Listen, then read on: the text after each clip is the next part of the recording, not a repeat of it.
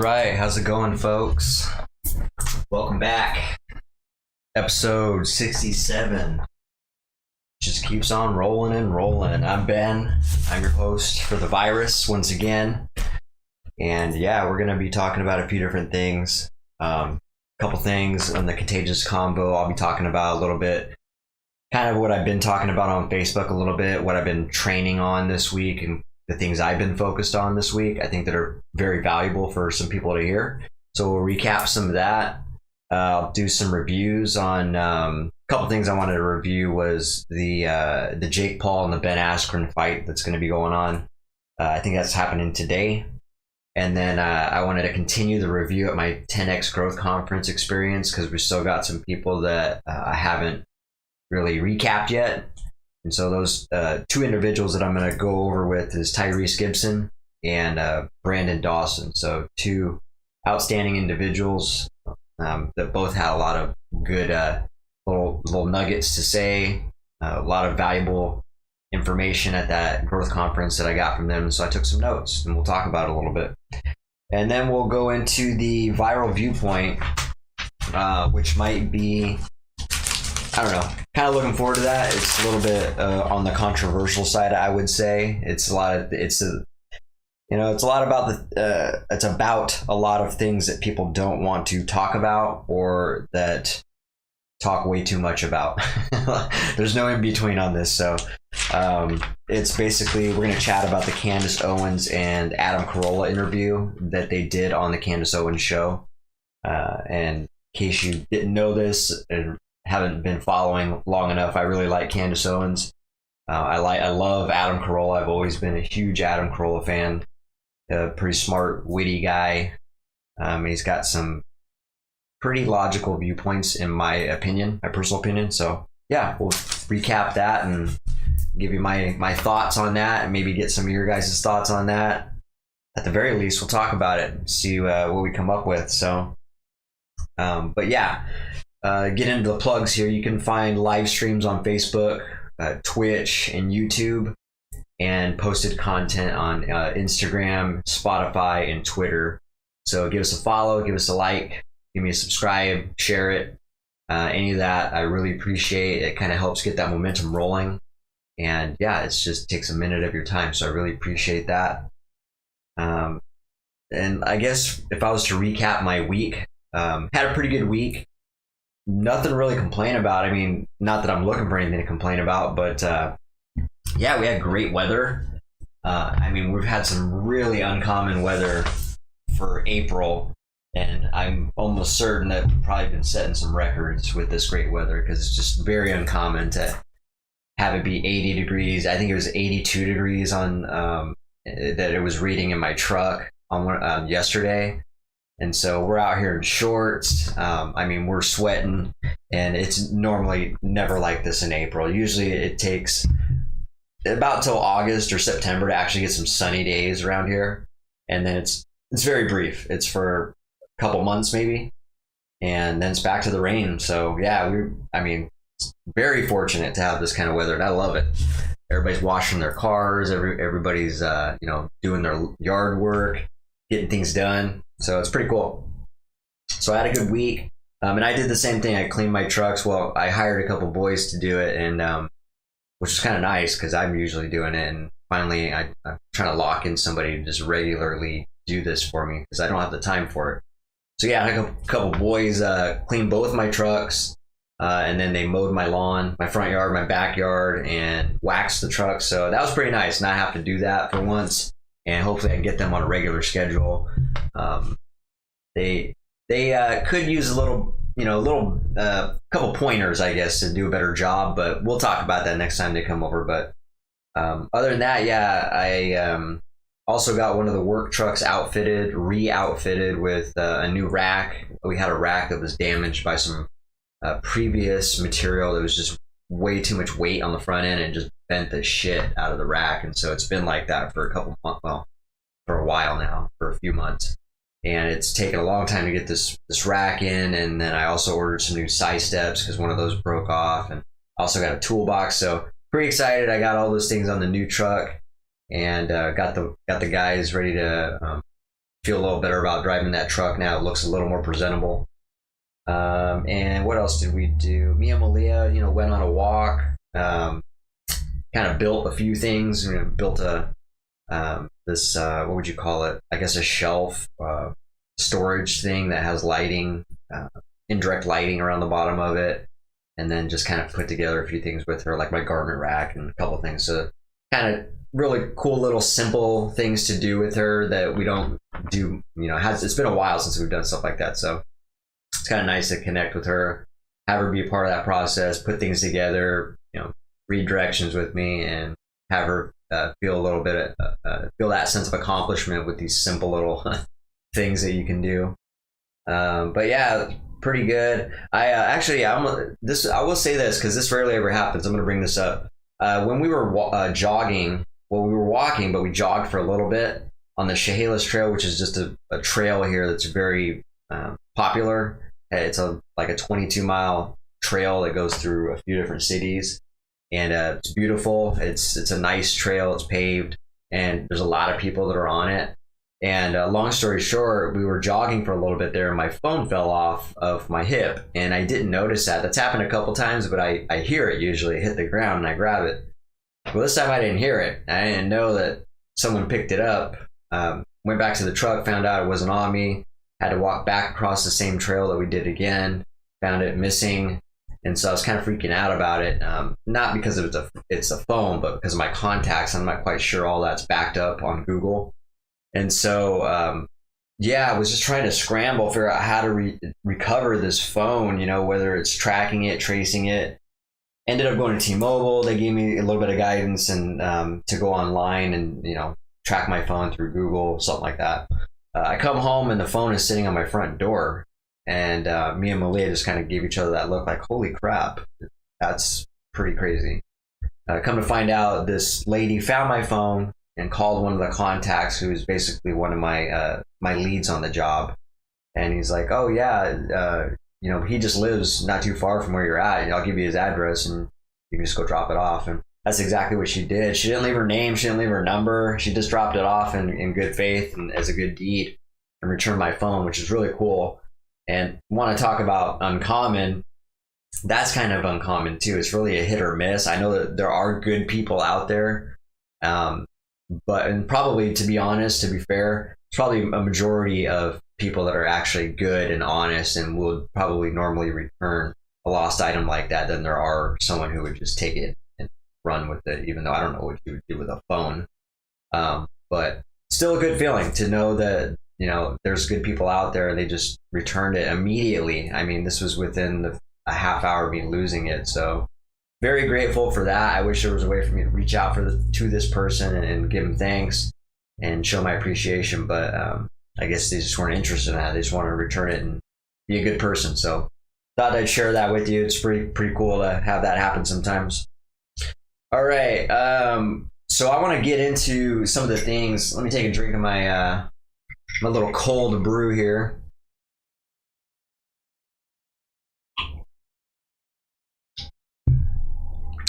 My neighbors gave me this micro brew, I guess they call it. It's this condensed or concentrated coffee that you just put it with your milk, your almond milk in my case, and you mix it in, just a teaspoon of it, and it tastes just like coffee. It was really nice, and it's pretty good. I haven't really noticed it being strong on the caffeine or anything like that. I drank a cup the other day, and it not too strong. I mean, of course it's concentrated, so you can put as much as you want in there, but it's good stuff. All right, let's get into the Contagious Combo. I want to talk about some things that I've been focused on this week. So every day I train. Every day I study stuff. Every day I'm constantly learning new things.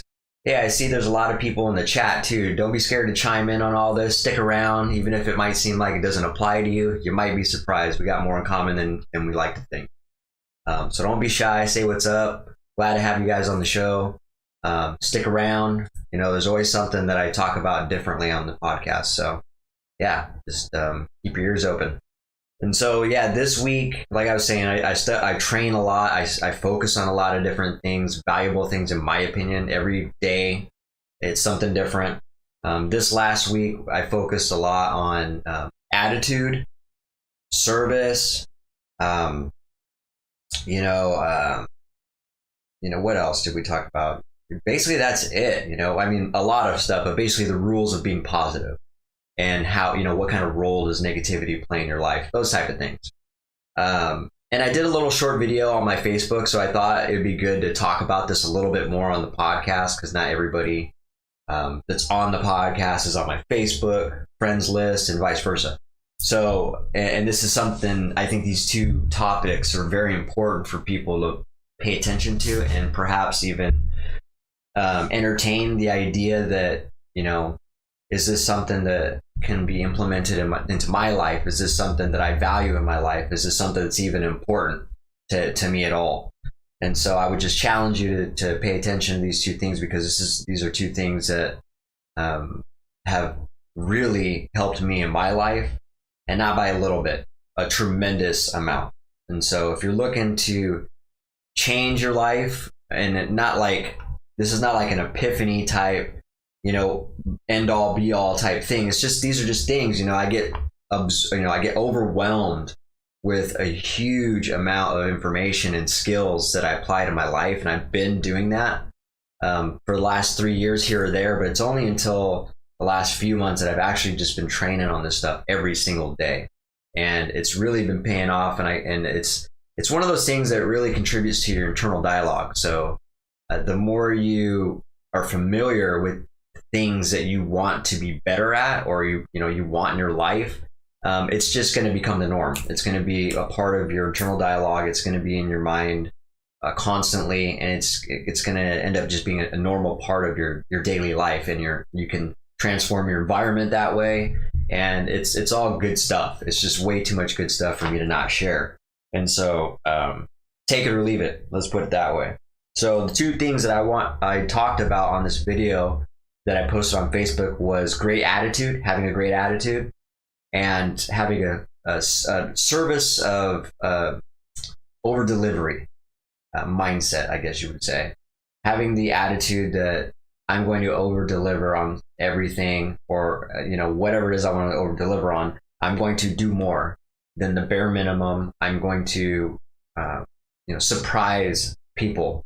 I'm going to just give more. It's about giving, really, and not just to be charitable, but there's just a huge value to yourself when you have a giving mindset, as opposed to take. What's in it for me? What can I get out of this? And I think I do believe, unfortunately, that there's an overwhelming majority of people that have that mindset, where they only do something that is going to benefit them, whether it's something tangible. Usually it's something tangible. Usually it's something that is relevant to instant gratification. Most people, I think, don't do anything that's not going to benefit them, or something they can't get out of it. And that's unfortunate. I hope I'm wrong, but I think that's the normal, the majority of people's mindset. Just in my experience, I have to really reach out to groups and seminars and consulting to actually be around a lot of people that I want, to have the mindset that I have been forming for the last few years. And so just in my everyday life, a lot of people are not like that. So talking about great attitude, let's go back to that really quick. Having a great attitude is completely paramount to how your day is going to be. I know this firsthand. I've been a negative person, and when I think about that, it's because of the type of people that I was surrounding myself with. Not intentional. Well, I guess so. I mean, I chose the job. I chose, to be around that. And to be fair, it is hard in this majority of people being like this, it's hard to get away from it. And so if you can't get away from it, maybe think about how you can control your environment. And there's a few different ways I can talk to you guys about doing that. later on here. But yeah, having a great attitude is super important. And if you don't have a great attitude, it's really hard to have a great attitude for you. Just think about how you can start working on that. What is it? What's going to help you maintain a solid attitude? Is it acknowledging that you are going to have a better day? Acknowledging that people might actually, like you more, or, gravitate towards you more? There's whatever the incentive may be for you, just know that having a great attitude is going to tremendously, it's funny because that little switch of just having a better attitude totally makes the difference. And I've experimented with this too, where I've just had not a shitty attitude, but just an average attitude. I've experimented with having an average attitude and an outstanding attitude. And it's just those two. Obviously, having a shitty attitude is a huge difference than having a great attitude. And so I think you can kind of do the math on what kind of difference that's going to make. But just even having a normal, okay attitude is also a dramatic difference from having a great attitude. It just takes you up that next level. And it just, people around you get a better attitude. And that's what you should be doing. You should be influencing people. You should be creating this culture and environment around you. If you have any type of influence, you should try to be doing that, is trying to just have this aura of great attitude, and that people should also have a great attitude, because not only are you having a great attitude and you're going to have a great day because of it, they're also going to have a great attitude and they're going to have a great day about it. And it just goes so on and so forth. And so it's really easy to get distracted with negativity. It's on the news. It's on the radio. It's all over the place. It's at your workplace. It's in your family. It could be your spouse. It's all these 5 things I just mentioned. Like, pay attention to some of that. Like, where is the negativity in your life? And do you have any control over it? Can you control that environment? Can you, whatever it takes, can you eliminate it? Or can you, there's things you can do. You can either get rid of it or you can get creative. One of the things that my mentor does is he has a sign in his workplace that says, "No negativity allowed." It's just not allowed in this workplace. And you can do something like that, or you can just literally voice that opinion to people and be like, as soon as you hear it, you got to nip it in the bud and let these people know, like, let's just use an example. You're trying to do some work and your friend Jim comes in and says, "Man, I can't believe this guy did this to me." He comes in with this shitty attitude, this victim mentality, and he's trying to project it on you and complain to you. Just immediately stop him and say, "Hey man, no offense, but like, I'm trying to have a good day. I don't want any negativity in my life. And I'm trying to have a good life, not even just a day. From now on, I just would not like any negativity. So if you can't be a little more positive around me, I'm just going to ask you to like keep your distance or come at me when you have a better attitude. So that's one way you can handle it too. Just, think of ways to control that environment a little bit more. But yeah, long story short, the short of this is a great attitude is very paramount. Not only to, influence people, to have a better day, but even if you're running a business, most importantly, if you're running a business, if you ever thought about being an entrepreneur or running a small business ever in the future, if you don't now, learn how to have a great attitude. I can tell you right now, by the other companies that I know of, think about this. All you guys have experienced this. You have dealt with companies who have great attitudes, right? As soon as you talk to these people, they're all bright. Even if you meet them in person, they're bright. They got light in their eyes. They got a good tone of voice. They're just apparently happy, or at least in a good mood. And then these companies that I'm talking about, where a lot of times, God, there's a lot of them too, unfortunately, but you'll call them or you'll come up to a front desk and they're real short with you. "How can I help you?" And the worst is when they say that. This is why this is my pet peeve. I was telling my nephew, Danny, I don't know if you guys remember Danny, who was first co-hosting this podcast with me, but one of my rants was, I can't stand when you say, hi, how are you doing? You call a business, like, whatever, Johnson and Johnson, how can I help you? Like, hey, how you doing today? And there's like a pause there, and then they're like something to the effect of, I get this a lot, by the way. Like, I'm fine, how can I help you? Just very short, to me, that's rude. And I can't even stand that. There's just no acknowledgement there. It sounds like they just want to get you off the fucking phone. And it's worse in person when you get that. Someone just apparently, visually, you can see they do not like their job. They don't like their whatever. Even if they're having a bad day, it's being broadcasted to you. And now you have to deal with the shit. Now you have to deal with it. No customer should ever have to deal with that, by the way. And I think that can be said for just the average person. No person should ever have to deal with your shit, your negativity. If you got a negative mindset and you got a poor attitude, keep that shit to yourself, or better yet, work on it and get a better attitude. But if you can't seem to do that, don't project it. And I know that's really hard because a lot of negative people, they want to be heard. Complainers, they love soundboards. They want to use people as a soundboard. They want to bounce stuff off you.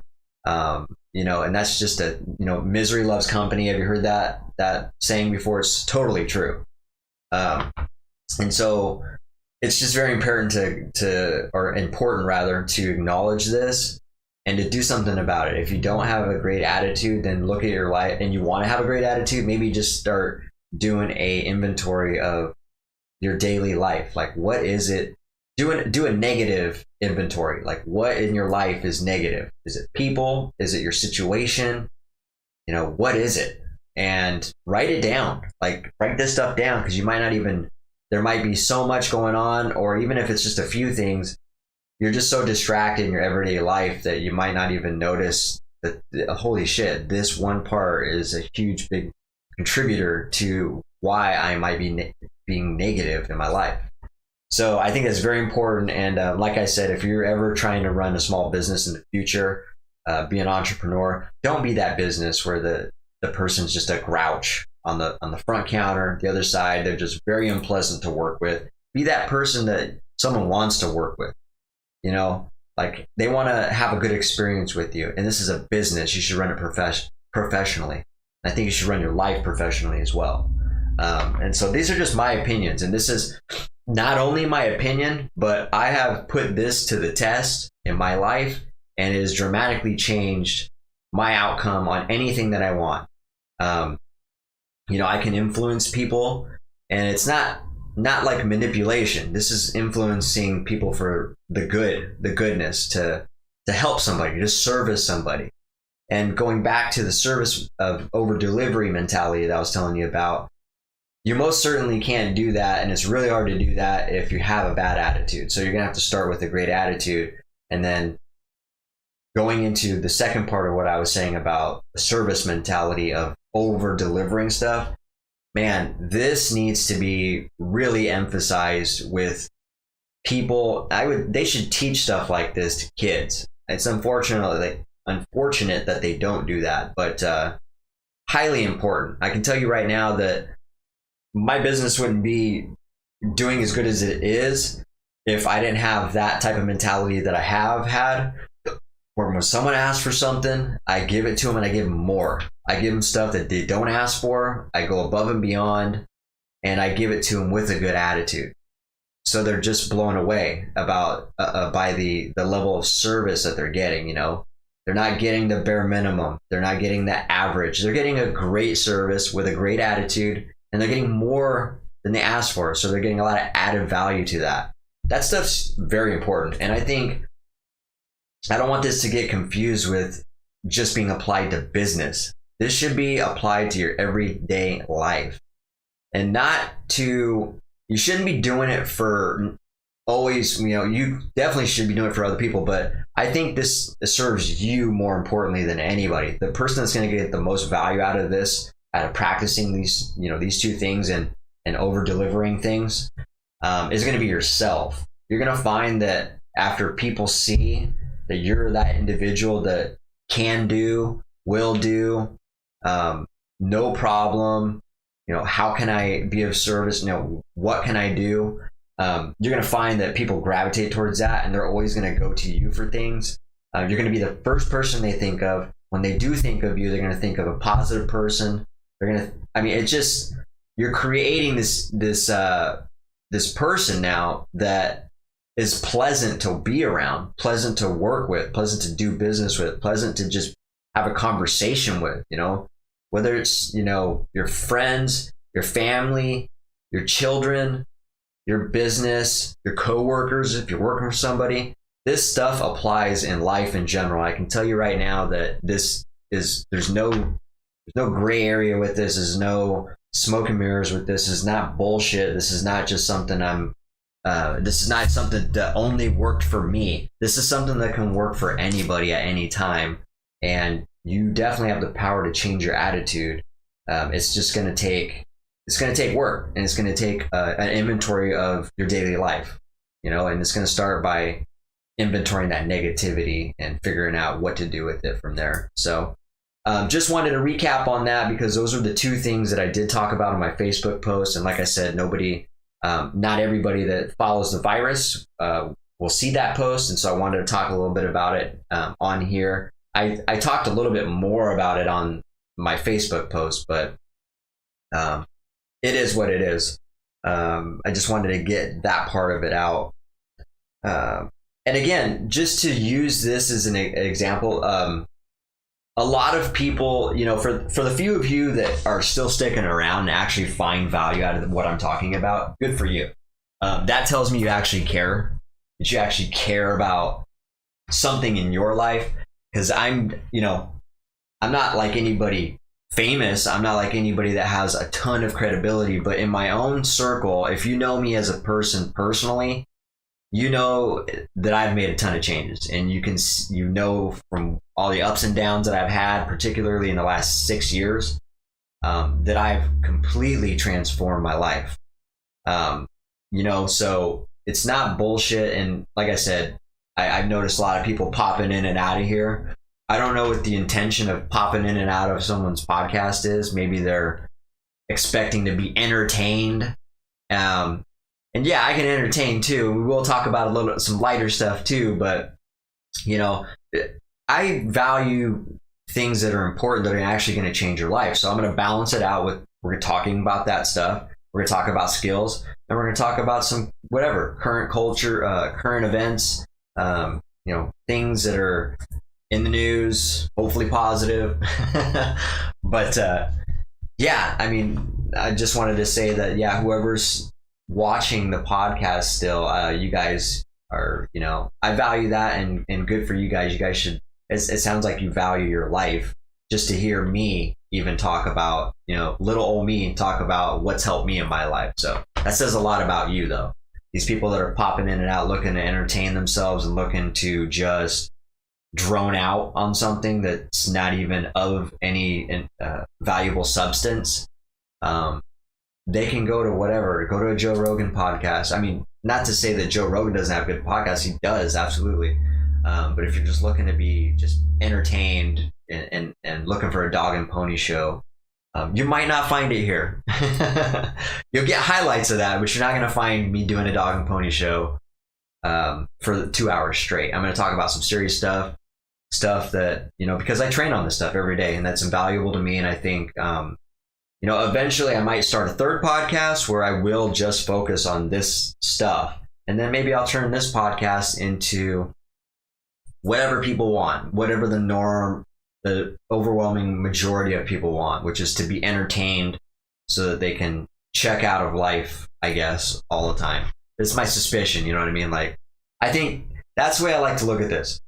At least for, some of these segments that I have, it's not a podcast to check out of life. It's actually the opposite. It's when I'm talking about like great attitude, having a great attitude, having a service of over delivery, and a few other things I'm going to talk about, it's the opposite of a podcast where you're looking to just check out and burn some time because you just want to be entertained. You want your eyes to be on a screen, and you want to just hear something that might be funny or something that's going to take your mind off of your life.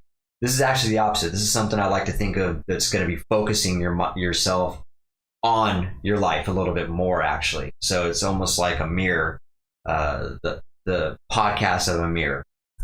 It's something I want to acknowledge, highlight, bring to the surface, and talk about. This is not something I want to run away from. I'm not focused on creating a podcast that is meant to have us check out of life. You know what I'm saying? Hopefully that makes sense.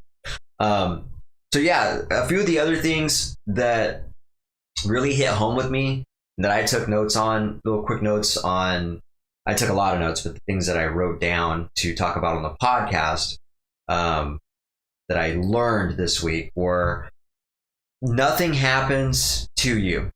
Things happen because of you. Now, this saying is getting harder and harder for people to actually understand and to apply to their mental thought process.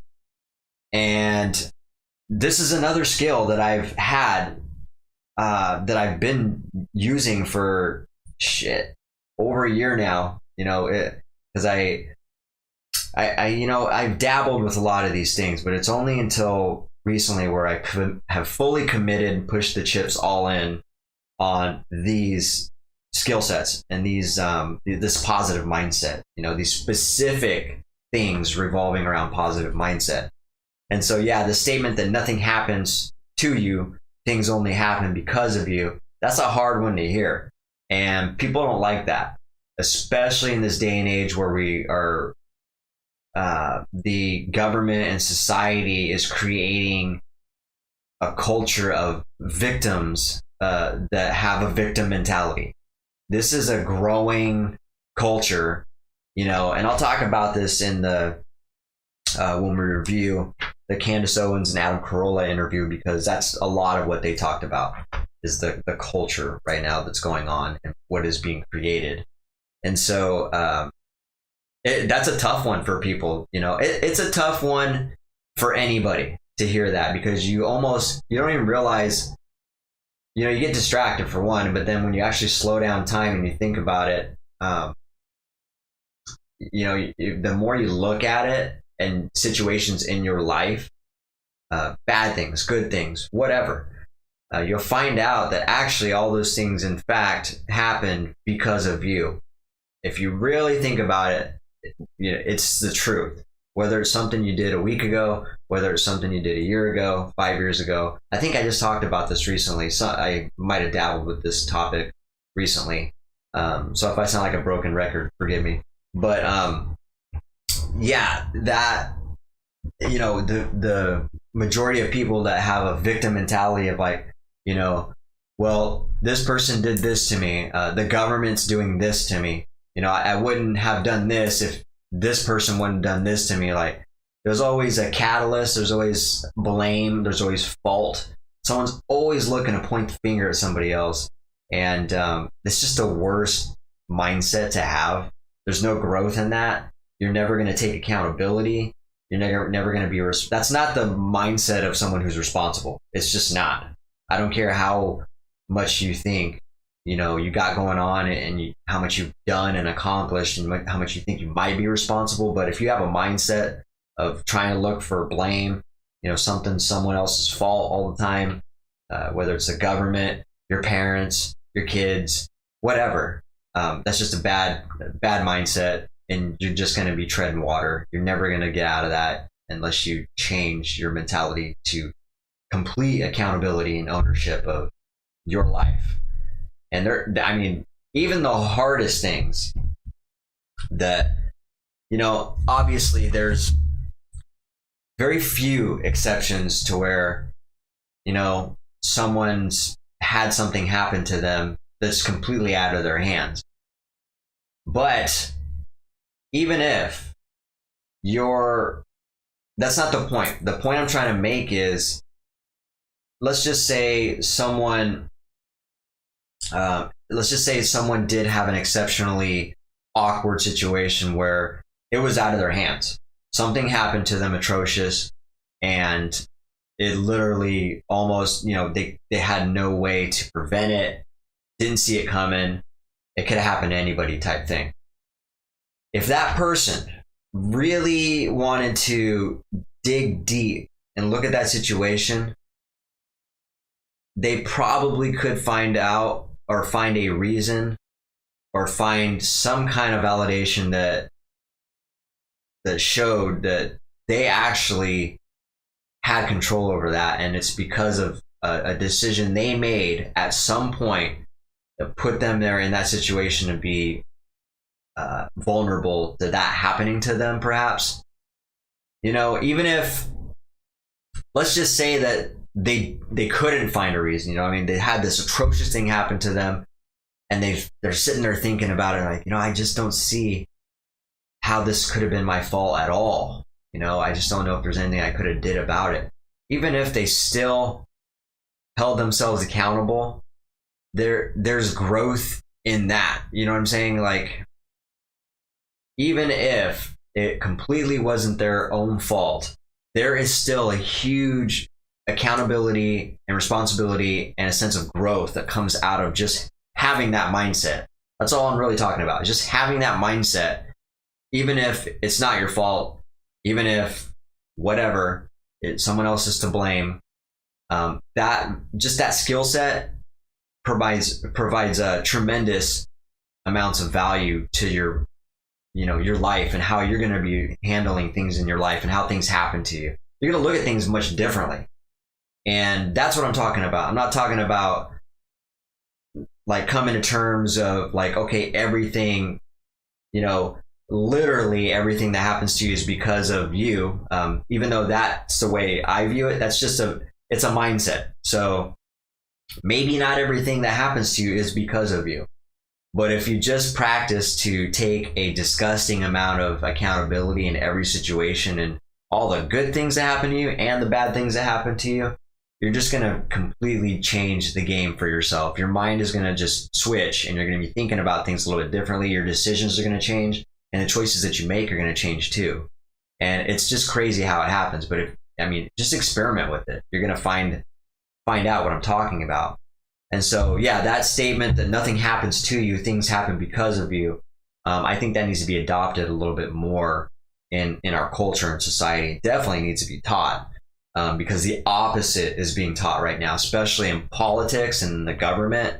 It's always about attacking somebody. It's always about going after somebody, going after a culture, going after something. Someone's to blame for something. Someone's, always at fault.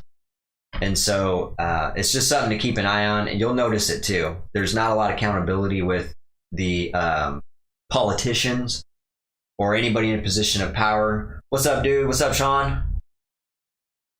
Good to have you, my friend. And so another thing is act as if your life depends. This is good too. Act as if your life depends on your choices and the decisions you make. This is actually something I'm guilty of falling out of. I'll hear that statement and I'll be good. I'll make all these hard choices, these big choices and big decisions that I know I need to.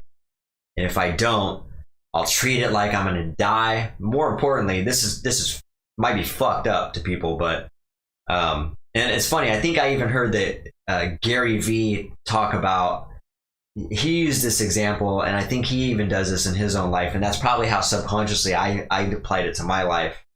But I'll think about my daughter dying if I don't do something. Now that might seem pretty fucking extreme to people, but that gets me motivated. That gets me thinking of in terms of seriousness, how serious something should be. Obviously, that's not the case. Obviously, that's, let's hope to God that's not the case, that if I don't make a decision, she's going to pass away, But you get the point. You get what I'm saying here. And so if you start doing that, and like I said, this is something I'll get distracted with life, just getting busy with the daily routine of my life. And I'll kind of forget that some of these decisions that I'm making so many of them, so many decisions quickly too, that I'll forget. I'm like, did I make that decision like my life depended on it? You know what I mean? And so I'll have to check myself and start, applying that. a little bit more, kind of reintroducing and reviving that thought process in my mind. But it is a good one to keep on tap and pull it out of the reserves if you can't do it constantly. Just think about it, especially when you got to make a hard decision. Maybe treat it like, especially if it's something, usually when you got to make it's a hard decision, it's not something you want to do, right? It's something you would like to avoid. And so if you just treat it like, something bad's going to happen if you don't do this, your life depends on it type thing. You're going to find that you're going to tackle that problem a little bit more, especially, if you can actually really live in that moment, that type of scenario that you've created in your mind. Like, try to really think that, this is going to be a bad outcome if you do not make this decision. And you'll find yourself making more decisions quickly, better decisions more often. You're not going to put yourself in a hasting, you're not going to stall. Stalling is just, stalling feeds time feeds fear, and it's just a vicious fucking cycle. If you don't get out of it, you're never going to take any action on it. You're not going to decide on anything. All right. And so I mentioned this earlier. Another thing that I picked up this week was going in on all of your decisions. So now you've made a decision. Go all in on that decision. What else can you do? Can you follow up on that decision? Is there anything you can do to emphasize or solidify or ensure that decision was very appropriate, and that this is something, that you really went all in on? That's another thing that could be, checked up, or I guess paid attention to. If you're going to make a tough decision, if you're going to make any decision, think about it. How much am I invested in this decision? Is this just something that I needed to do? Is this just going with the motions? Is this something I value? Is this something I really want to do? If it is something I really want to do, how can I put all of myself into this decision that I'm making? So that's pretty good. Pretty good little nugget as well that I got this week. The other thing is, I learned is, or that I wrote down, is act hungry with people and what you want. I think that's pretty good too. Showing, passion and drive and eagerness and hunger, like I learned, that goes a long way too. When you can emphasize and show and really just, ambiate to people that, like, hey, this is what I'm about. This is what I want to do. How can I help? This kind of goes hand in hand with the, like what I said about over delivery of service as well. Obviously, if someone's going to be over delivering service to anybody, like I said, in anything, not just business related, in your life, you can definitely make it apparent that you're very interested, that you're very involved in this, that you're committed to this. And that's what acting, hungry with people, showing them that you're, this is something you value and this is something you really want to be a part of and involved in.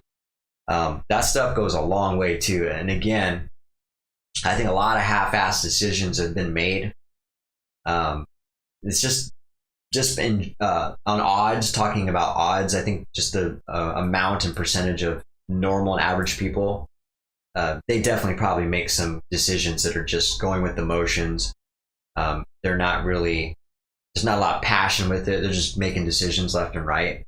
And so it might benefit them a lot. I'm almost certain a lot of those big decisions, especially when you go all in on it, they're going to have some added value to it. It's going to mean more to them. They're going to get a better outcome out of that decision that they made, as opposed to just making a decision. Like, okay, now I made this decision. I'm going to chill out a little bit. So that goes back to commitment, which is, one of those things I talk about all the time. I'm sure you guys already know. All these things I talk about quite a bit, but these are just for this week. All these points that I just highlighted, these are the things that stuck with me this week. I I mean, there's really a lot. Like, if I really, this is just something I wanted to condense into this topic, but all the other stuff is definitely service related, but it's, you know what's funny, or business related rather. What's funny is all this stuff I learn about business can completely and totally be applied to your everyday life with just communicating with everyday people. Absolutely, every bit of it, 100%. Talking about distrust in buyers, you know, like there's distrust, you know, a lot of times with just meeting new people, you might notice that there's a guard that's up. What do you call that? A reactionary, God, what is the name of that? The RDR basically, reactionary, something response. It's basically people that, you know, if they don't know you, they're gonna have a little bit of distrust about you, and so you got to build a relationship. And so that's what I was saying, a lot of this stuff just applies, you know, and talking about distrust in buyers and you know, customers make sales, don't make sales rather, sales rep makes sales, you know, all that can be applied to everyday life. Low levels of, this is actually really good. Low levels of responsibility. This applies to what I was saying about one of the things I was talking about. Oh, nothing happens to you, things happen because of you. This goes hand in hand with that. So that's talking about accountability and responsibility. So this is another way of saying it that really just kind of hits home with me. Low levels of responsibility equal low levels of production. So just think about that. Like, not even work related, just in life, just low levels of responsibility and accountability is going to equal low levels of production in your life.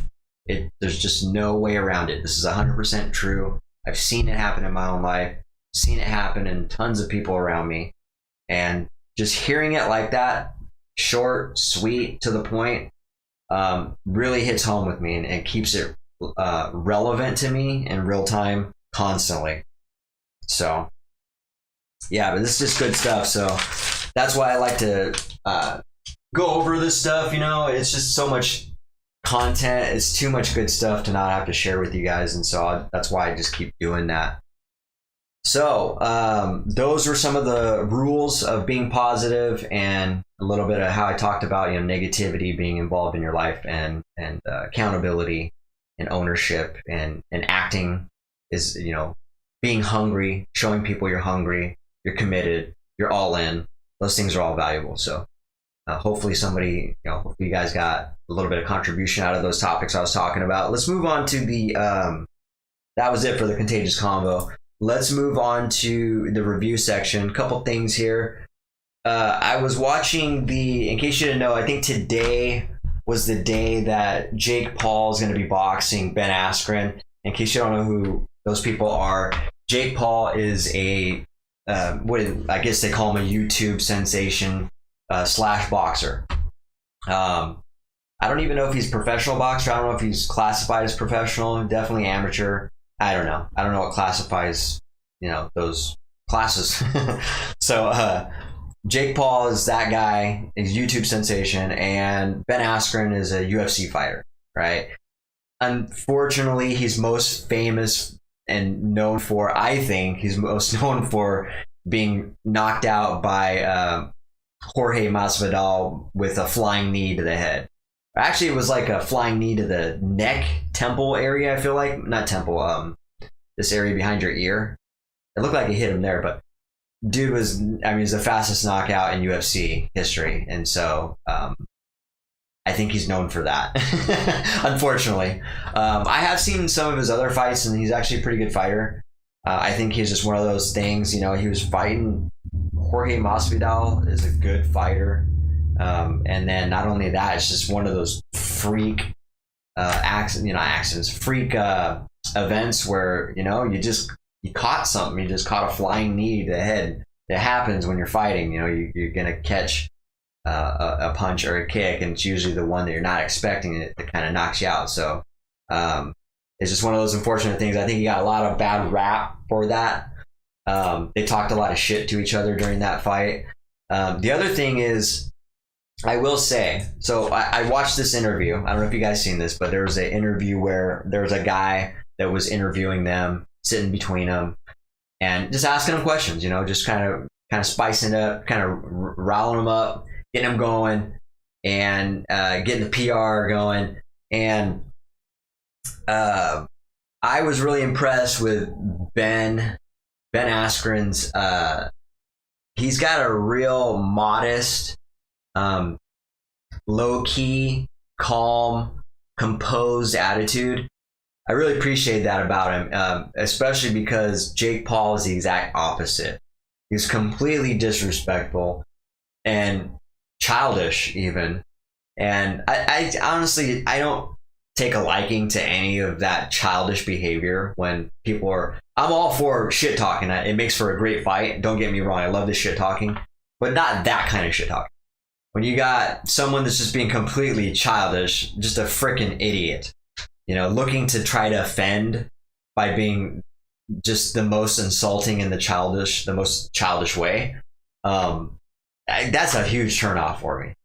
I don't really like Jake Paul. I've already known about him before all this. I knew about him before I even knew he boxed. Because I remember he got kind of known for that YouTube video, "It's Every Day, Bro." I don't know if you guys remember that, but it's kind of funny. And matter of fact, he should have stuck to doing that instead of honing in on the boxing. But yeah, it's he's a fool in my opinion. I don't know. I haven't really recapped any of Jake Paul's boxing. I don't think he has a long record anyway, to be honest. But just watching that interview, I'm really hoping that Ben Askren pulls a miracle out of his ass and has some kind of boxing skills and is able to actually upset the world, or what? Not the. I wouldn't say the world. It's not like, you know, this is a world event, or, you know, definitely probably pay-per-view. But that's the thing, like, sports, especially boxing and UFC, they see that there's a market in these weird matchups, like boxer versus UFC, like basketball player versus YouTuber. You know, there's just a market for it right now, where you just got these very unusual matchups, which is why I always said in the past, I'm like, they should have, you know how they had Celebrity Deathmatch, right, on MTV? I always said it'd be really cool if they had like celebrity UFC match, you know, where they just get whatever, an actor and a rapper, or anybody who has beef, like get him in the UFC and get him in an octagon for a while. I always joked around like that would be entertaining. That would be entertaining. And this is a form of that. This really is. We'll probably see that happen maybe, where we'll have celebrity UFC matches in the future, because there's a huge market for it. I mean, you'll see tons of money being driven and tons of revenue being derived from those type of matchups. And but yeah, just oh, and by the way, Jake Paul got a little bit of well, not a lot of publicity when his last match, when he knocked out during the Mike Tyson and Roy Jones Jr. fight that happened recently last year. He knocked out Nate Robinson, who is a basketball player. I don't even know what team Nate Robinson played for. I knew Nate Robinson when he played for the Huskies when I was still watching college basketball. So when I heard that he knocked out Nate Robinson, I'm like, what the hell? What is he doing fighting Nate Robinson? Like, this is a weird matchup. It just is weird.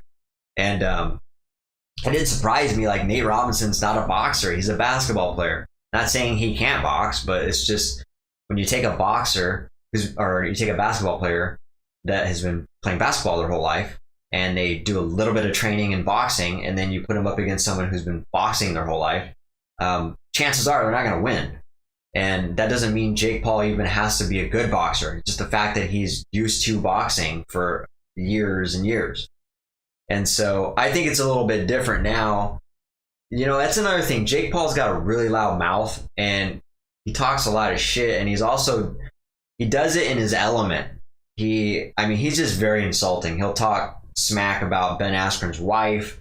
He's talking smack about multiple different other people, like Conor McGregor. just throwing stones and seeing what lands, just making ripples and seeing whose attention he's catching. And he's doing it just for publicity, obviously. And so I think that's why someone needs to just shut him down. And because as soon as someone, KOs him or just kind of snuffs him out, I shouldn't say snuff. That means killed someone, I guess. Poor choice of words, but you know what I'm saying. Someone just shuts him down, takes him out of his element. He's going to have to go back to YouTubing because that's what he was good at. But I think he's louder during these interviews, especially using this as an example, is because he's asking a UFC fighter to come into his world and fight in boxing when he's used to actually fighting in a cage. If Jake Paul was asked to go fight in a cage, I probably guarantee he wouldn't be as loudmouth as he is. He probably would still talk smack, but he definitely wouldn't feel as comfortable as he is right now. He's feeling really comfortable because he's in his element. He boxes. That's his thing. So I really have a lot of admiration for Ben stepping up to this and the demeanor in which he's doing it. He's just got a completely, out of that whole time I seen that interview, not once did Ben lose his cool or, he had a good attitude. He had a sense of humor. And that goes back to what I was talking about in the contagious combo of having a great attitude really will determine what kind of day you're going to have. It's very apparent to me that Ben Askren had a fantastic attitude. He had a great attitude, even in the face of someone that had a negative attitude and was really trying to just break his armor. That's all he was trying to do. He was just trying to break his armor by talking so much shit. So really admire Ben Askren for having that attitude. And it would mean so much to me if he actually knocked him out, Jake. That would be pretty funny, actually. So we'll keep an eye on that. We'll recap that for you and just add a little bit of variation here to the podcast because I like boxing. I like fighting. I've always watched UFC and stuff like that. So that stuff is entertaining. So let's review let's continue to review the 10x GrowthCon notes that I took while I was there. A couple guys that we haven't got to yet. And so the first guy that I haven't talked about yet is Tyrese Gibson. So you guys probably know Tyrese. He's a singer, actor. He's mostly known for acting now, but he started off being a singer. And now I think he still does like raps, and I don't think he did I didn't know he even rapped, to be honest. I know he did like R&B type singing because he's got a great voice. But you guys know him from movies like Four Brothers, Fast and Furious, the franchise or the Chronicles, whatever. It just keeps going. I think they're on Fast and Furious 9 or 10 now. So he's been in a lot of good movies. Baby Boy was a good one. Pretty good actor, I thought, and he had a few good things to say. One of the things he said was, he's very business oriented, by the way. One of the things he said was, well, I guess I should recap. I didn't really write down like his history, but I think he said he was from Los Angeles. He was from the projects and had it rough growing up, and he just had the dream of getting out of there. He got into some trouble, hung around the wrong crowd, like many of us who are from those types of neighborhoods do. And it's just a good classic story of someone who wanted to make something of himself, get out of there, put in the work, be successful, and he did just that. So the guy, I think he brought in $9 billion of revenue in box office revenue. So that's a lot of generated cheddar right there. So super solid guy. But one of the things he said was the business behind the product or music needs to be the vehicle. Now, I value that a lot. Matter of fact, I get a lot of value out of that because this is a message that I drive home with our band. I don't know if you're still on here or not, Sean, but yeah, Sean hears me talking about this quite a bit, how business and marketing is the driver of a music project. Like it doesn't mean shit if you create this band, whether it's a rap group, whether it's R&B, whether it's country, whether it's death metal. It's not enough to just make music. It's not. You got to treat it like a business. You got to drive it. You got to market it. You got to brand it. You got to get it out there. Nobody knows you. Let's just assume that. You just assume that nobody knows you and your job is to get known. And that should be how it is. I've always been saying this. This is how it should be approached. And the reason for that is because it takes a long time to get traction. And so if you're not constantly putting yourself out there for years, it's just never going to happen.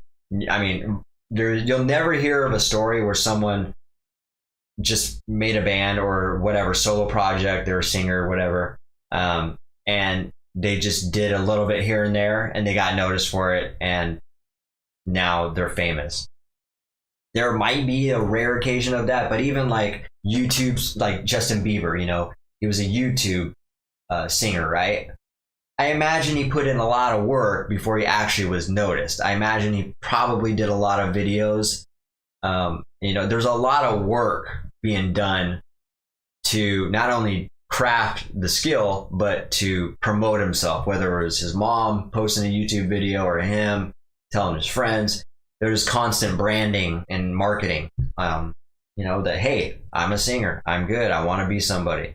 And so that doesn't just fall in somebody's lap like that. There needs to be some work that's put in. I think a lot of us forget that people that may appear as though they got lucky have done the work.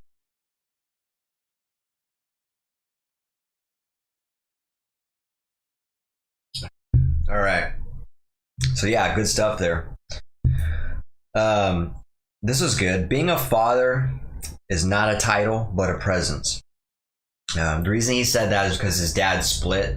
I don't know if he remembered his dad or if his dad was just not in his life at all. I can't remember that part. I think that it was the case. If I remember right, his dad was just not around ever. And so he was looking for, probably a lot like me, just lacking that father figure and looking for guidance, looking for some mentorship. And I think it sounds like he found it in the streets. But the reason he said that was, being a father, it is not a title, but a presence. And I really appreciate that because I try to be a real good dad. And I'm hard on myself because even the littlest things, I always think I could be a better dad, which I always do that in every part of my life anyway. I could always be better at this. I could always be doing more. I could always be working on something. And so I appreciate that because, I think there's even dads. There's nothing worse than a dad that's not around, right? That's just not present at all, right? The absence of a father. And I've already talked about these statistics from, one of the episodes I did, kind of reviewing the Census Bureau on their statistics about absent fathers in a home. So there's no doubt that's really detrimental to a child's upbringing, right? A lack of a father in their life. But it's also not much better to have a father that is in the life, but is just there and not really contributing, not really being a dad, not being present, as Tyrese said. There's a difference. Just go. And again, this is what I was saying earlier about just going through the motions of things. Are you just going through the motions or are you actually going all in? This could be another application of what I said about going all in on your decisions. If you're going to make a decision to be a father, then go all in and be a damn good father. Don't just be present or like, okay, I'm here and think that you've accomplished something great. You can't just be in the child's life and, be distracted all the time and not give your child the time of day. Like, that is not good for them either. And I would almost argue that maybe some children might even would say that, I would rather, it's almost like my dad not being there. I would have almost rather him not being there. That way I can focus on what I'm going to do rather than assume that my dad might eventually come around and be a dad and he never did, if you know what I'm saying. I might be reaching on that, but maybe not. I think that maybe some kids would argue that that could be the case. But I think that's very important for just dads that might not be doing as much as they can to hear that being a father is not just a title, it is a presence. And I've talked about this. I talked about this on the Facebook post I did regarding having a great attitude, having a service of over delivering. I use the example of, or use an example of over delivering service in the form of just having a conversation with your child, right? If you're going to do that, turn your phone off. Just do little things. Turn your phone off. Maybe get in a room where there's just no distractions. That's an example of being all in. That's an example of being committed and actually following through with the decision that you made, not just like, okay, you want to talk, the difference of that, an example would be like, okay, your daughter or your son wants to have a chat with you and you're like, okay, let's chat. And you're on your phone, whatever, you're reading text, you're cooking while you're listening to, like, you're just not there. You're just not present, right? Those little things is what I'm talking about. Like that's the stuff that's valuable to human beings, is just being able to just stop the world for a second and be present in the moment. Like, talk to whoever it is that you're talking to, let them know that you're actually focused, that this means something to you. I mean, it can come off pretty disrespectful when you're distracted, you're not paying attention to somebody who's actually trying to give you their attention and their time, and they actually want and value your attention. It should be reciprocated. It shouldn't just be, okay, I'm going to try to squeeze you in. And I'm not saying that I've never done this or that I even don't do this ever. I probably still do this every so often, but I'm very aware of this now, and hardly ever do I do that. There's some times where, yeah, I am cooking and talking to my daughter and whatever. I'm using those same examples, but I also make it a point to stop my life to have a conversation with my daughter. And that, because I understand how important that is. No one ever did that to me. And when they did do it to me, it shocked me. I was like, holy shit, this person's actually focused on me. They're taking their time to talk to me. No one does that. And that's something that people need to probably practice a lot more, I think, especially in this day and age where there's things that are designed to grab our attention, especially this little device right here. Its intention is to distract you.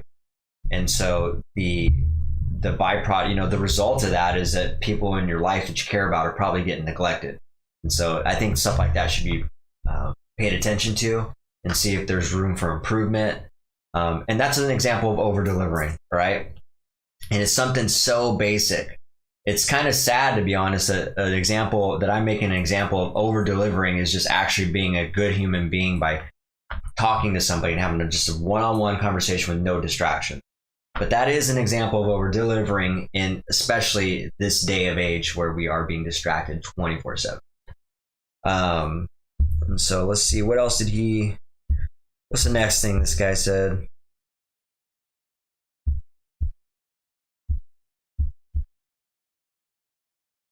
Oh, here we go.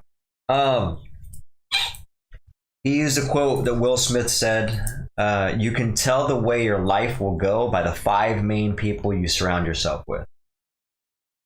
So that's a hard thing to hear too. Dan Pena has he's a little more rough, and he has a saying that he picked up from someone else. I can't remember who he said he picked it up from, but he says it quite a bit, and he says, show me your friends, I'll show you your future. Same concept. You're a product of your environment. This is all true. All 3 of those sayings, absolutely true. I swear it is. The type of people you surround yourself with, the type of dialogue that you surround yourself with is going to be the internal dialogue you're going to have in your head. It just is. And so that's why I say, you've heard me talk about, like, pay attention to the type of content that you're consuming. Is it adding value to your life, or is it something that you're just burning time with. You just want to be entertained all the time. You want to be distracted. You want to not focus on things that are going on in your life. And so you're looking to just check out and not have to focus on those things. That stuff is very important. So I think it starts with looking to surround yourself around people who you want to, that you see values in, that you want to have, you want to add to your life. And you know, it can sound like childish or like, you know, condescending to say, you know, like, oh, well, surround yourself around somebody you want to be like. But that's not offensive. There's nothing bad about that. You know, there's a ton of people that I want to be like. That doesn't make me feel like a little kid. That doesn't make me feel like, you know, like, hey, I want to be like Mike. You know, it's not that type of thing. It's that there's other people out there that are more successful, that have done more things, that have been in hard situations more times than me, that I want to surround myself around them. I want to learn from them. People got to understand to practice having a sense of humility. Too many people these days cannot make themselves vulnerable. And I'm not talking about like, this is a different type of vulnerability. Obviously, I would never recommend people be vulnerable to where, you know, go to a protest without having protection on you or whatever, you know, putting yourself in a place where you might get hurt without having like a firearm on you. Not that type of vulnerable. I'm talking about dropping your mental guard a little bit so that you can have a decent conversation with people, and so you can actually show people that like, hey, I'm not above anybody. Like, I'm learning, I'm growing, and in order to do that, I need to reach up. And there's nothing wrong with, you're going to have a sense of humility to reach up. You definitely don't want to reach down. I think we all know what that's going to do for people. It's not going to get you any further. It's going to get you worse. Going to keep you in that negative attitude. If you're going to be reaching down, that's where all the bottom feeding bad things are dwelling, right? And so I think that's very important to kind of take an inventory of like, okay, how many, you know, who are the type of people that I surround myself with?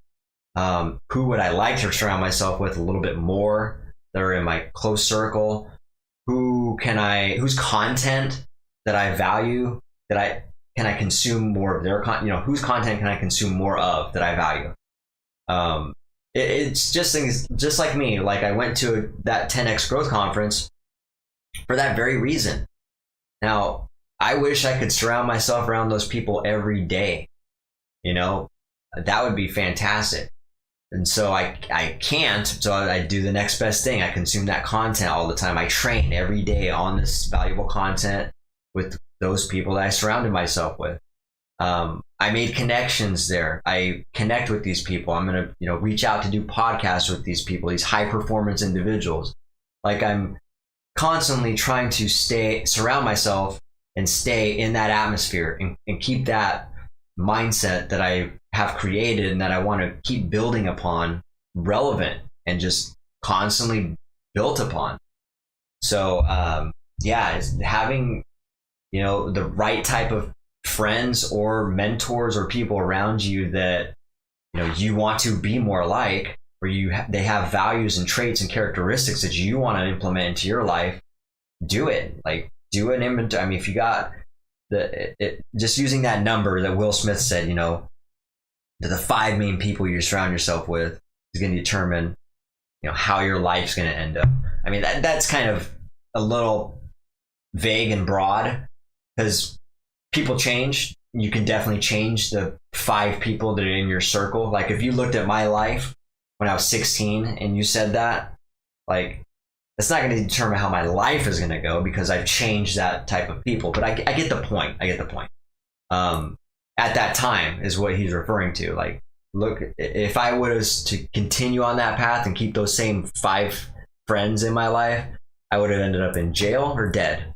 I definitely wouldn't be where I'm at right now. But I decided to gravitate towards better people and kind of focus on people that had the values I wanted to implement in my life. Right. last thing I wrote down was when you got the power, you ain't got to use it. Huh, okay. I think I know what he meant by that. I wish I would have wrote down the context in which that was said. But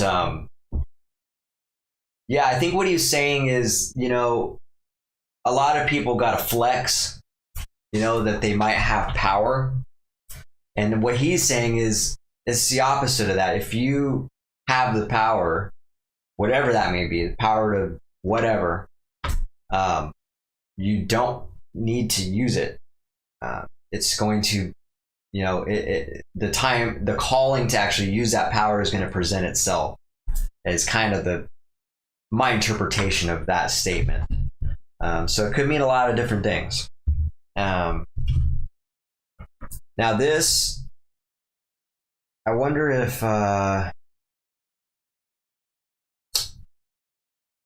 this is good stuff too. So that was it for Tyrese. All my notes on Tyrese. So yeah, Tyrese Gibson. I really enjoyed his interview with Grant Cardone at the 10X Growth Conference. Not only that, their dynamic was super cool and funny, and they were humorous and joking around and having a good time. So it's a good example of what I was saying earlier. Like, although I talk about a lot of serious stuff, I still maintain the humor in my life, right? I'm not all about business. I am, but I'm not so deep into, the self-improvement and the business that I don't know how to have a good time, that I don't know how to joke, all right? I think having a good balance of that is very important.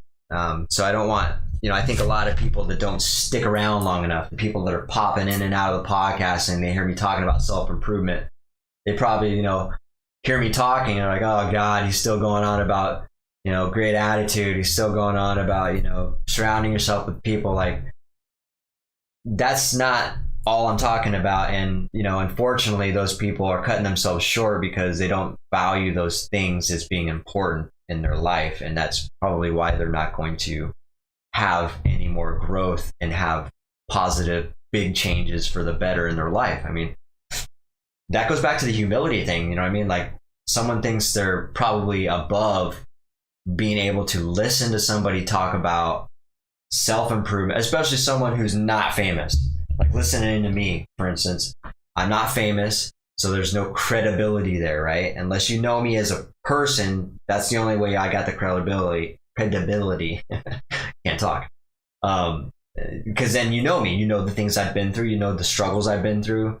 Depending on how long you know me, I'll definitely talk to you about those things. I have talked about a lot of those things, but that's what gets me credibility with my close circle. But anybody who doesn't really know me that well, or just doesn't value those things, or sees how the things I talk about when I focus on self-improvement can actually provide value to their life, they're not able to exhibit humility. They're just above that in their mind. They think like, whatever, I don't need to listen. If I wanted to hear that, I can go here. But the fact of the matter is, I'm talking about this shit for free and I pay for it. I pay thousands of dollars to consume this type of content. So it's actually valuable. It's actually stuff that has changed my life and allowed me to be able to pay for this type of content that's worth thousands of dollars. I talked about this on one of my videos that I've invested, I think, over $40,000 into my training, books and all kinds of content that I constantly get on a yearly basis. And so that might sound pretty crazy to people, but it doesn't, because when I was at the 10X Growth Conference, there was people there that had spent $250,000, $500,000, or even $1 million on their own self-improvement courses, seminars, all these things. A lot of the successful people that I followed have all mentioned that they've spent thousands, hundreds of thousands of dollars on their growth and their success, and Grant Cardone said something about the saying that, those who pay attention. It's kind of true. An example of that is people that are popping into the podcast. They haven't paid anything. They're not invested. They're not invested in their own life, for one. And they're also not invested in anything that they don't pay in. So it's a process. It's a step. First, you got to invest in yourself. and you got to be committed. And then after that, you'll be willing to invest pieces of paper into your own growth. This is fucking pieces of paper, people. If you can't earn it, then that's the biggest problem. So you got to start with getting a skill set. And sometimes that involves you paying money to learn from people that have done it the best. There's a ton of free content out there as well, too, which I consumed a ton of free content for years before I actually started paying for like courses and constant training. So there is free stuff out there. It's got to start, you got to start somewhere, but the level of commitment is going to determine the level of success that you're going to have in your life. It's just a fact. It's true. All right. Super good guy. So the other guy that I wanted to talk about was Brandon Dawson, but there's way too much good content in here. I'm going to roll this over into next Saturday's podcast because I want to get to the interview that let's see here. The interview that Candace Owens and Adam Carolla did that I reviewed and I wrote some notes on. It's on a different page here. All right. So, in case you don't know who Candace Owens is, she's a, I mean, it doesn't matter whether she's black or not, but I will say this because there is some relevance to this. But it might, yeah, there's an element, there's a reason why I'm saying she's black. She's a black woman, very right wing, I guess, what do they call that? Right wing conservative. And she's got some very profound, interesting viewpoints that the majority of people don't agree with. Definitely the left, the leftist group does not agree with. And she's a very controversial person. I personally agree with almost everything she talks about, except for her climate change. She definitely didn't know what she was talking about when it comes to climate change on the Joe Rogan podcast. So that was the only thing. And again, there's not one person that I like that I'm gonna like everything about, right? I'm the type of person where if I don't agree with you about something, I can still like you. You can still be my family. You can still be my friend. You can still be my mentor. You can still, whatever. I'm not going to fully agree with every position that a person has. It's just unreasonable or unrealistic rather. And it's just, I'll get into that 'cause that's one of my rants too, is just like being able to actually disagree with somebody appropriately. That needs to be focused on as well. Let me get a drink right quick.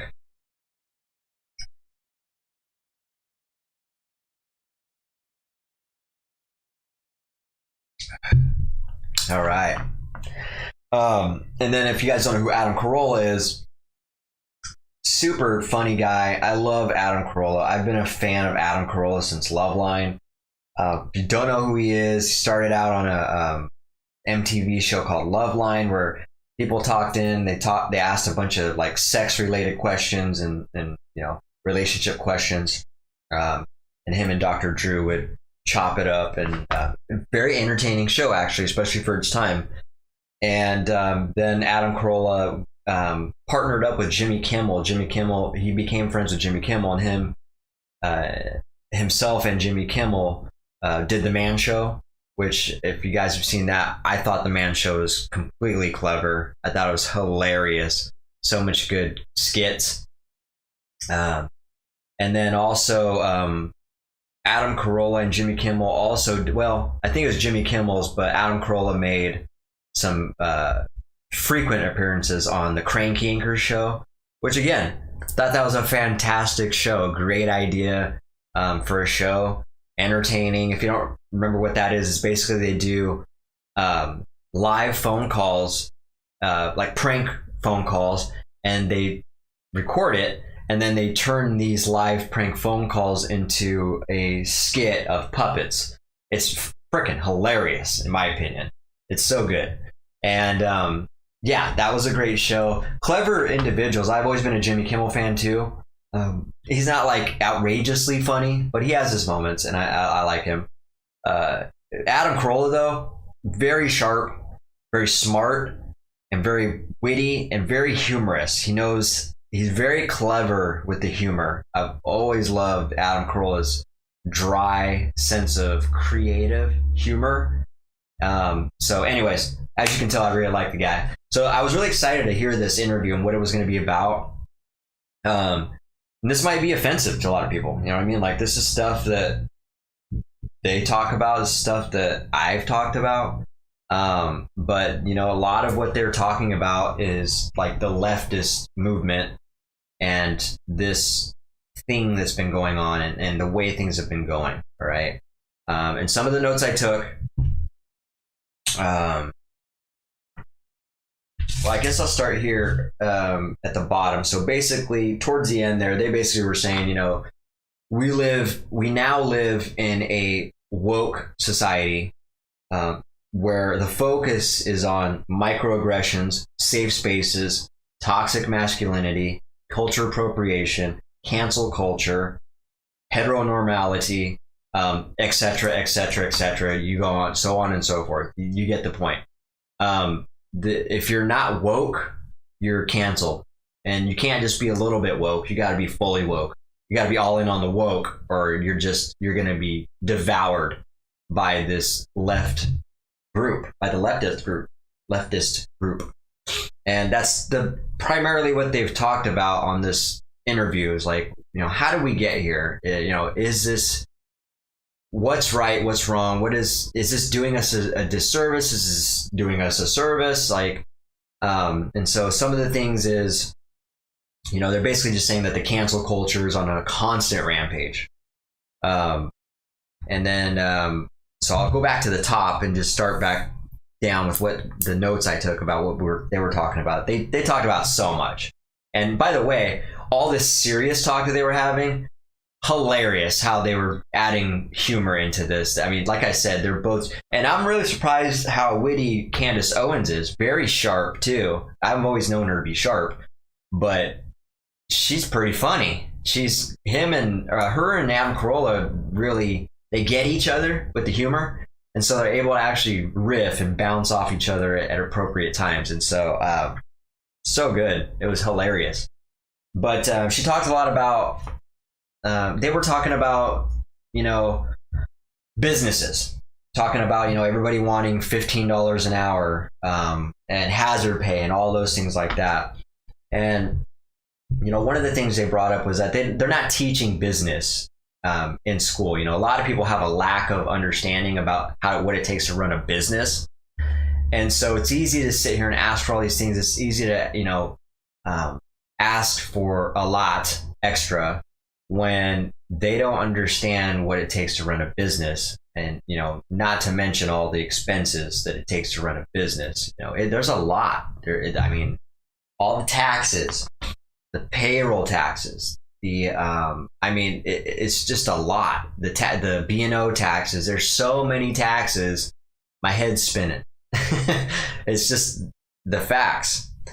They talked a lot about, homeless people a little bit. All right. Now, Adam, the reason they got on this topic is because Adam was talking about this one experience that he had where he was approached by a homeless person. And the homeless person walked up to them, and Adam gave him like a $5 bill. And the homeless person said to him, like, "Hey man," and he recognized him. He was like, "I recognize you. You're famous, dude. You could afford more than that." And he was like, "Well, yeah, I can. You know, I can afford, you know, $500,000 to probably give you, but I'm not going to do that." It's like, I mean, I have no incentive to do that. And then they got onto the topic of homeless people. And, you know, Candace chimed in and said, you know, we have the most privileged and entitled homeless people right now.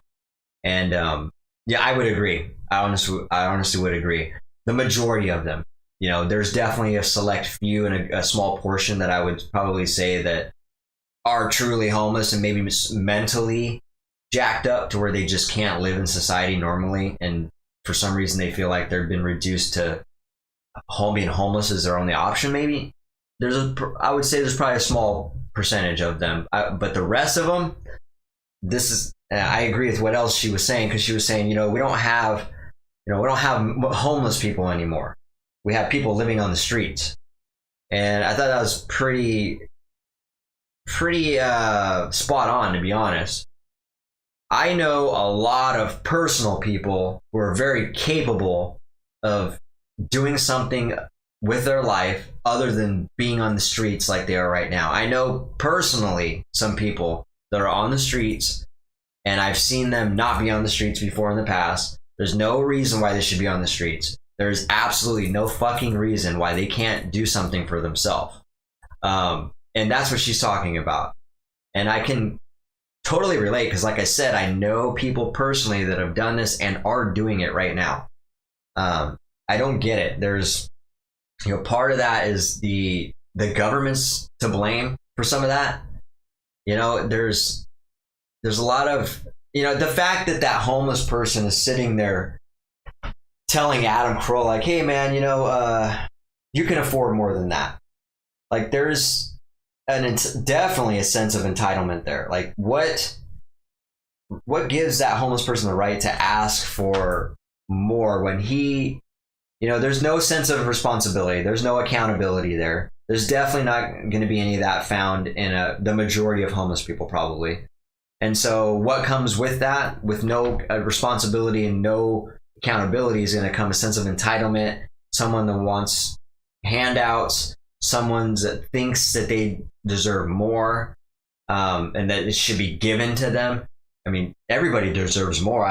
I agree with that, absolutely. But the way in which they think that it should be given to them is absolutely fucking ludicrous.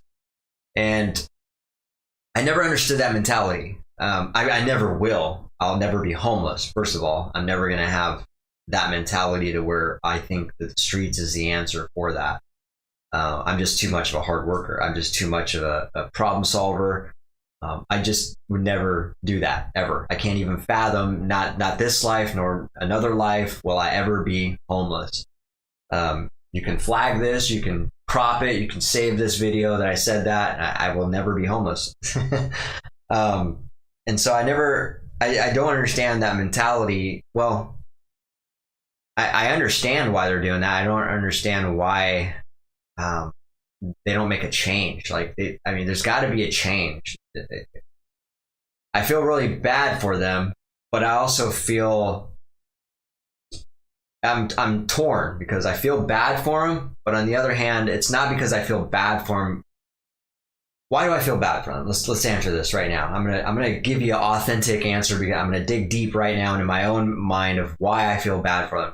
I feel bad for them because they haven't heard the right thing that has been said to them that's going to get them to switch their mindset. I think that's why I feel bad for them. Not necessarily because, I feel bad seeing a human and another, a earthling in that position, because that's just not, that's just not cool. I hate that part, but I think more importantly, I hate the fact that they haven't opened their mind to being accepting of new information that might actually change their life. I think I guess that's what it is. I feel like I have this urgency to just like have conversations. If I could just have like some conversations with homeless people.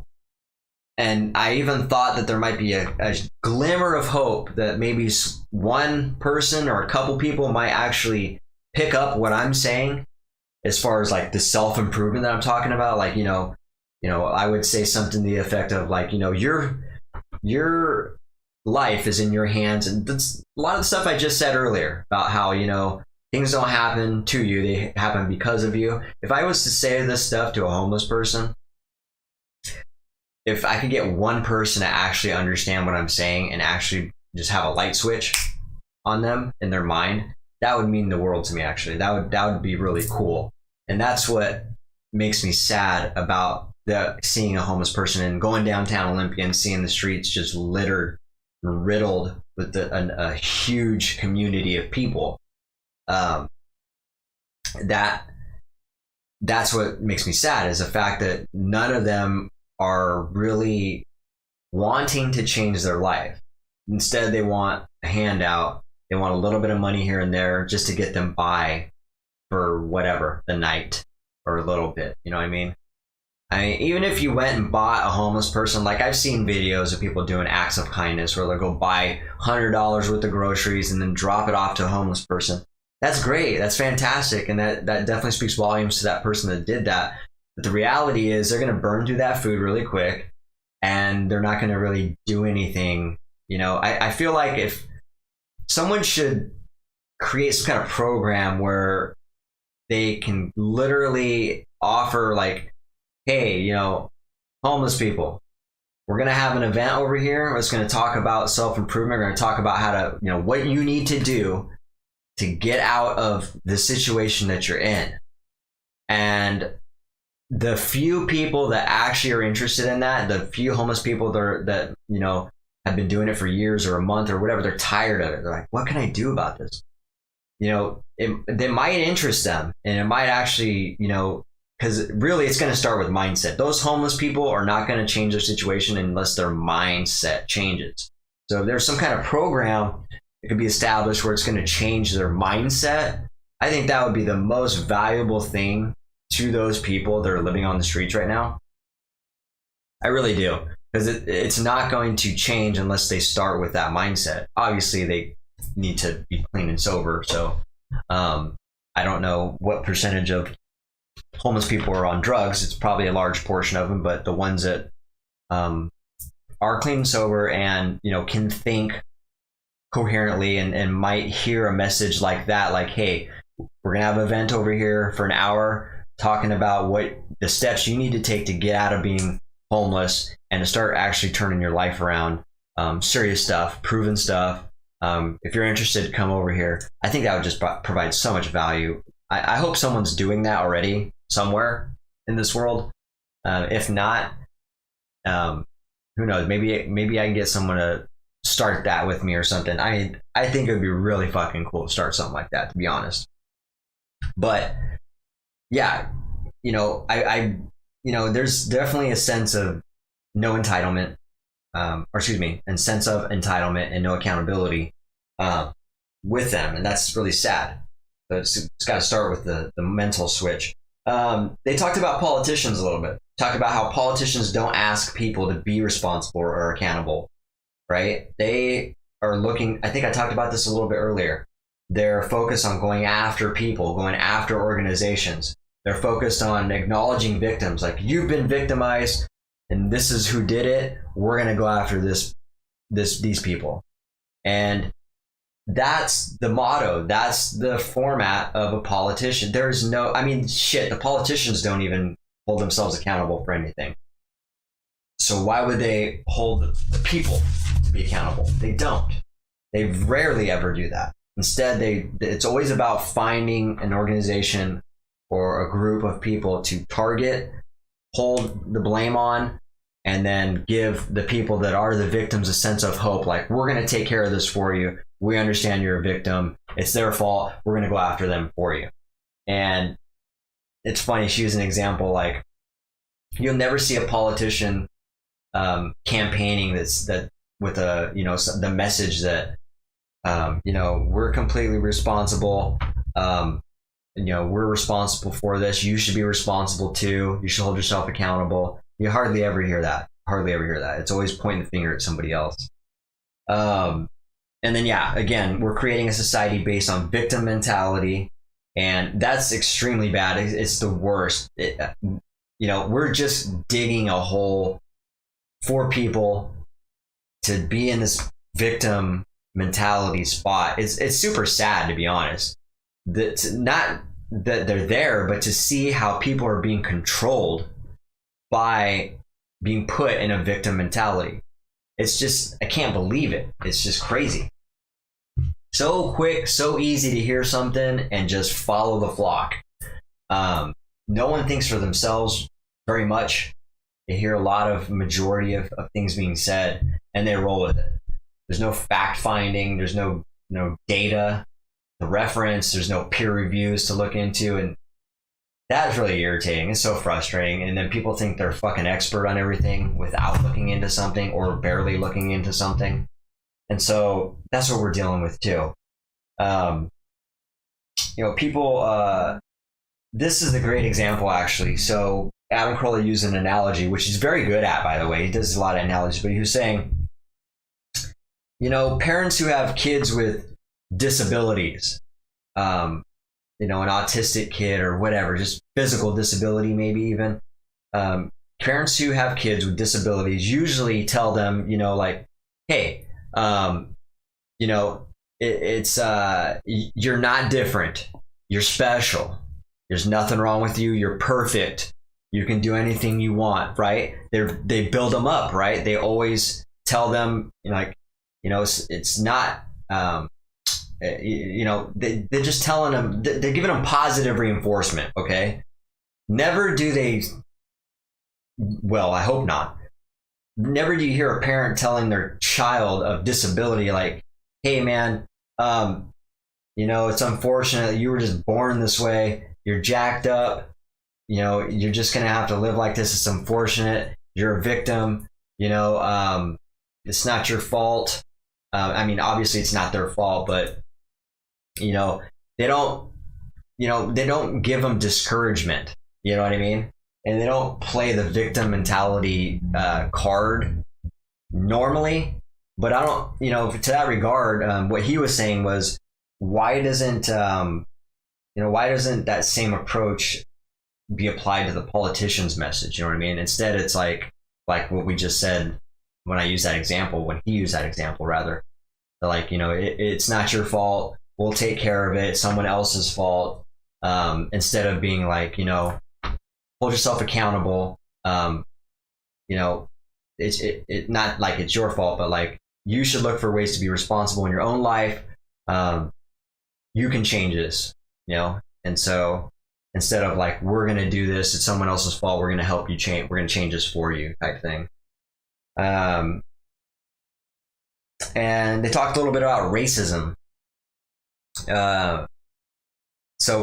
Candace Owens is really, she's very opinionated on this topic as well, where she just thinks that this, Black Lives Matter movement is just destroying the black race even more. It's not helping at all. And then furthermore, I've heard Dory Munson on the Dory Munson show talk about how the Black Lives Matter movement, all that money is just being put into people's pockets instead of actually being applied towards whatever the movement is actually contributing to.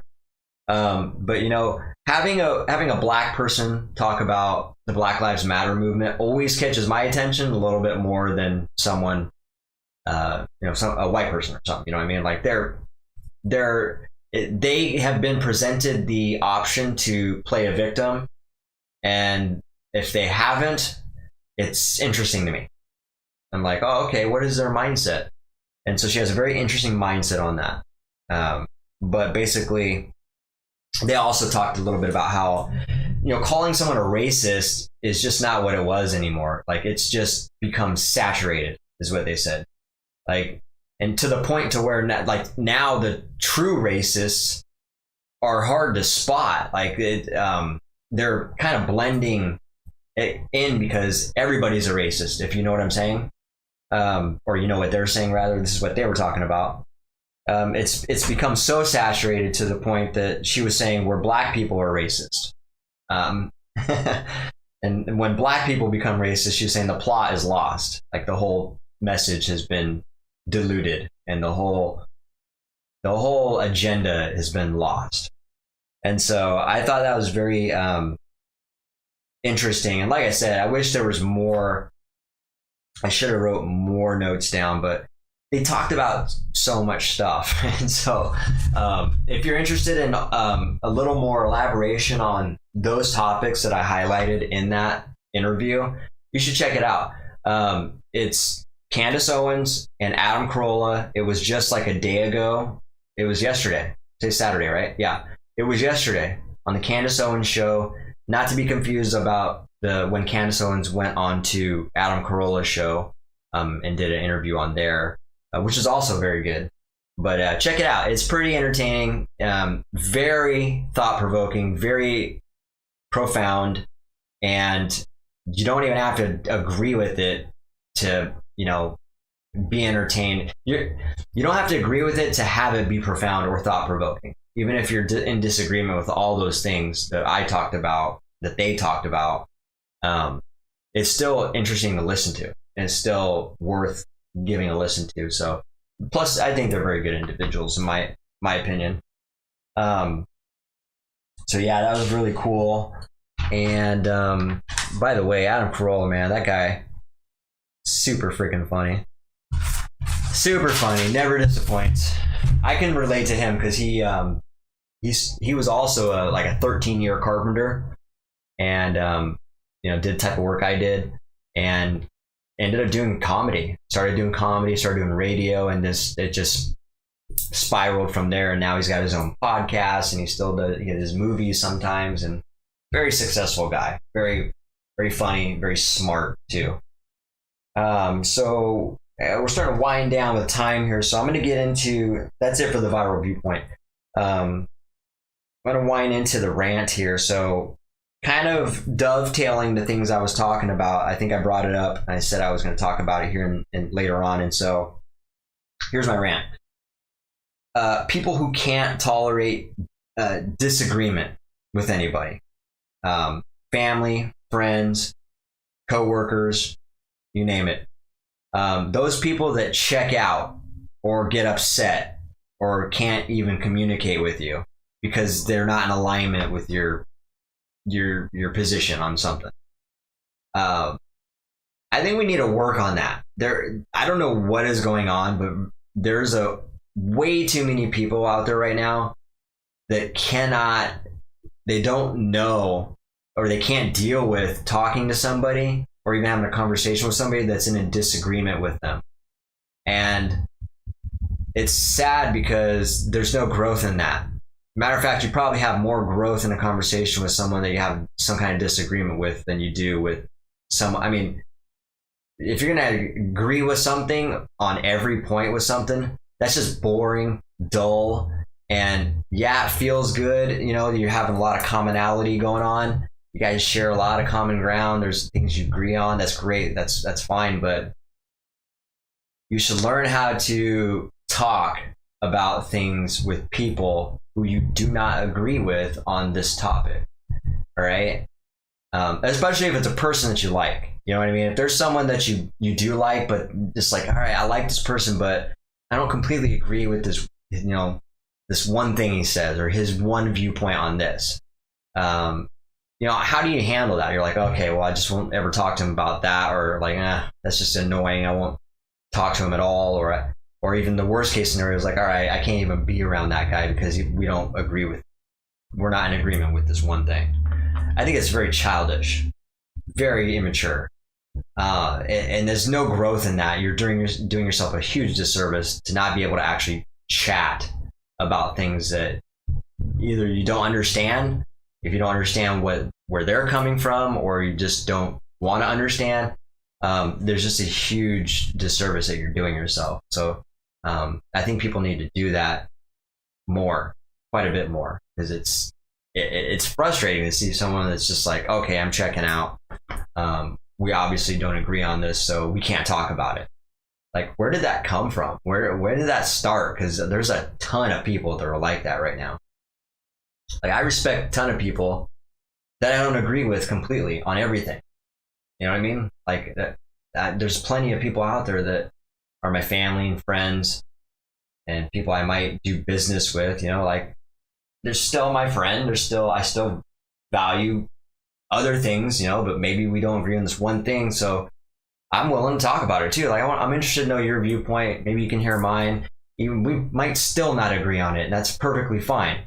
But having the conversation is still a step in the right direction of having growth, growth in communicating with people and actually, hey, what's up, Jim? Glad to see you, man.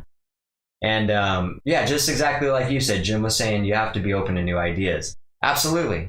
Be open to new ideas. Even if your position is not going to bend, even if you're very firm on your position and you're like, okay, I don't see how anybody could talk me out of changing my mind on this, you should still learn how to chat about it with this person that you're in disagreement with, because there's like Jim was saying, there's a ton of growth coming from learning new information, like I was saying as well. I mean, there's just a ton of growth in that, and so you're getting a lot of value when you do that. All right, so that was my rant. Like, yeah, learn to talk to people that you disagree with. You're gonna benefit from that, trust me. So yeah, I'm gonna start wrapping it up here. Thanks for joining, Jim. I don't know if you came in late or if you've been on here quite a bit, but I covered kind of a lot of stuff. So pleasure having you, man. Stick with us, or stick around on till next weekend, and see if you can make it to next Saturday's podcast. I need to set up an interview with somebody soon. We can get that rolling.